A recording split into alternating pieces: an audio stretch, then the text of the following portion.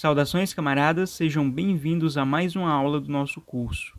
Na aula de hoje, continuando o nosso estudo do livro Fundamentos de Matemática Elementar, volume 1, vamos falar sobre tautologia, proposições logicamente falsas, relação de implicação e relação de equivalência. Só lembrando que essa aula faz parte do nosso curso Noções de Lógica, Teoria e Exercícios na Udemy, pelo menor preço disponível na plataforma. O curso conta com a teoria e com questões do livro-texto e de concursos públicos para fixar bem o conteúdo. O link do curso está na descrição ou no primeiro comentário fixado. Então vamos à nossa aula. Tautologia. Considere uma proposição V formada a partir de outras proposições, seja utilizando os conectivos e ou modificador de negação, ou os condicionais se então ou se somente se. A tautologia, que também é chamada de proposição logicamente verdadeira, ocorre quando a proposição V é verdadeira, independente dos valores lógicos das outras proposições que a constituem. No exemplo 1 temos a proposição se P e negação de P, então Q ou P. Vejamos a tabela verdade do nosso primeiro exemplo.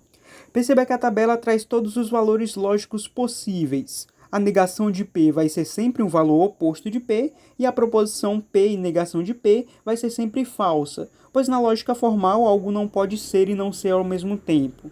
A proposição Q ou P, na quinta coluna, será verdadeira se pelo menos um dos valores de Q ou P forem verdadeiros. Na última linha dessa coluna será falso, pois os dois valores lógicos de P e Q são falsos. Perceba que a proposição se P e negação de P, então Q ou P, será sempre verdadeira, independentemente dos valores lógicos de P e Q.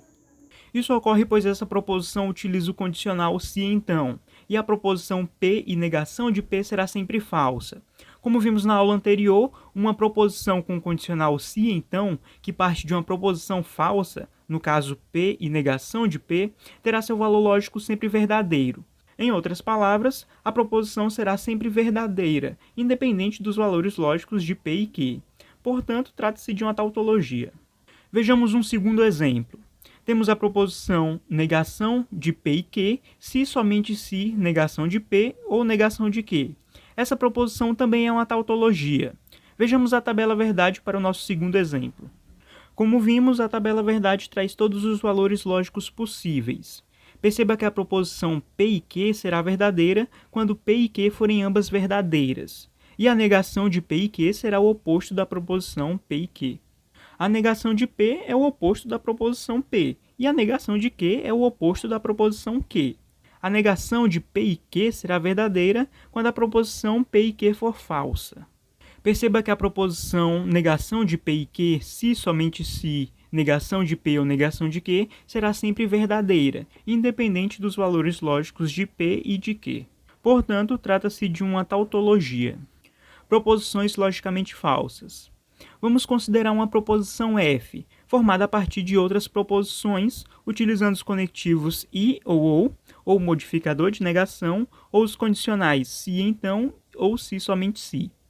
Determinada proposição é uma proposição logicamente falsa quando essa proposição, no caso F, é falsa independentemente dos valores lógicos das demais proposições que a constituem.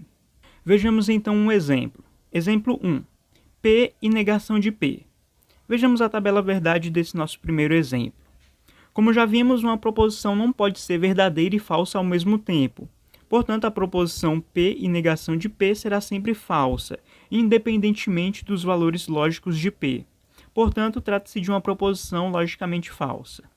Vejamos um segundo exemplo. Temos a proposição P ou negação de Q, se somente se, negação de P e Q. Vejamos agora a tabela verdade desse nosso exemplo. Perceba que a proposição P ou negação de Q, se somente se, negação de P e Q, é constituída por duas proposições que são uma ao inverso da outra. Além disso, essa proposição utiliza o condicional se somente se. Logo, a proposição só será verdadeira se P ou negação de Q e negação de P e Q forem ambas verdadeiras ou ambas falsas. Como uma é o inverso da outra, não é possível que ambas sejam verdadeiras ou falsas ao mesmo tempo. Portanto, a proposição P ou negação de Q, se somente se, negação de P e Q, é falsa, independentemente dos valores lógicos de P e Q. Portanto, trata-se de uma proposição logicamente falsa. Relação de implicação. Considerando duas proposições P e Q, dizemos que P implica Q quando não temos simultaneamente P sendo verdadeira e Q sendo falsa. Nesse caso é importante fazer duas observações. Primeiro, P implica Q quando o condicional se P, então Q é verdadeiro.